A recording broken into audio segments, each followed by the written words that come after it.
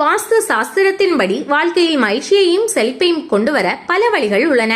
வருமானம் பெருக, வீட்டில் உள்ள கண் திருஷ்டி நீங்க, வேலை கிடைக்க, பல சுப பலன்கள் கிடைக்க, சிறு விஷயம் செய்தால் எல்லாம் நல்லபடியாக நடக்கும். வாஸ்துபடி கற்பூரம் மற்றும் கிராம்பு எரிப்பது பல பிரச்சனைகளை சமாளிக்கும். இரவில் கிராம்பு வைத்து கற்பூரம் கொளுத்துங்கள்.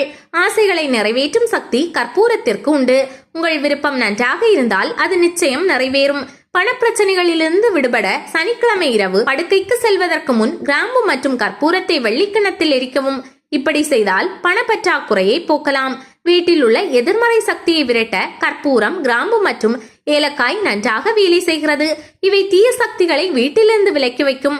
கற்பூரம், 5 ஏலக்காய், 5 கிராம்பு ஆகியவற்றை ஒரு பாத்திரத்தில் எடுத்து எரிக்கவும்.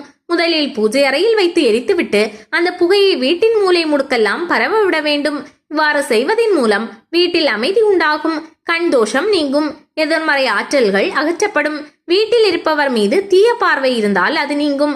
இவற்றை எரிப்பதன் மூலம் வீட்டில் உள்ள எந்த நோய்வாய்ப்பட்ட நபரின் உடலில் இருந்தும் அந்த பிரச்சனைகள் நீங்கும், ஆரோக்கியம் மேம்படும். சனிக்கிழமை மாலை வீட்டில் கிராம்பு மற்றும் கற்பூரத்தை எரிப்பது குடும்ப உறுப்பினர்களுக்கு மகிழ்ச்சியையும் அன்பையும் தருகிறது. எல்லோரும் மகிழ்ச்சியாக இருப்பார்கள். எதிரிகளிடமிருந்து விடுபடுங்கள். இந்த பரிகாரம் எதிரிகளை விட மேலான கையை பெற உதவுகிறது. மேலும் கிராம்பு மற்றும் கற்பூரத்தை எரித்து வர வீட்டில் உள்ள பிணக்குகள் நீங்கும். சில சமயங்களில் நீங்கள் எவ்வளவு முயற்சி செய்தாலும் உங்கள் தொழிலில் வெற்றி பெற முடியாது. இது போன்ற சமயங்களில் கற்பூரத்துடன் இந்த தீர்வை முயற்சிக்கவும்.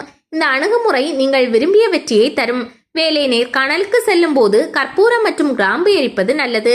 மேலும் 2 கிராம்புகளை வாயில் போட்டுவிட்டு வெளியில் செல்லவும்.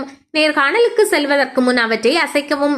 இப்படி செய்தால் வேலை கிடைக்கும், தொழிலில் முன்னேற்றம். கடுகு எண்ணெயில் 2 கிராம்புகளை போட்டு காலையில் கடவுளுக்கு அருகில் தீபம் ஏற்றவும். அதன் பிறகு நேர்காணலில் கலந்து கொள்ளுங்கள்.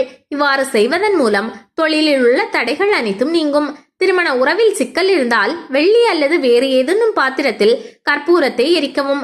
அறையின் மூலையில் 2 கற்பூரங்களை வைக்க வேண்டும். இவ்வாறு செய்வதன் மூலம் தம்பதிகளிடையே ஒற்றுமை அதிகரிக்கும். மேலும் இரவில் கற்பூரம் மற்றும் கிராம்புகளை எரிப்பதால் வாழ்வில் உள்ள தடைகள் நீங்கும். 6 கற்பூரம் மற்றும் 36 கிராம்புகளை எடுத்து வீட்டில் தூவ உங்கள் திருமண வாழ்க்கையில் உள்ள தடைகள் நீங்கும்.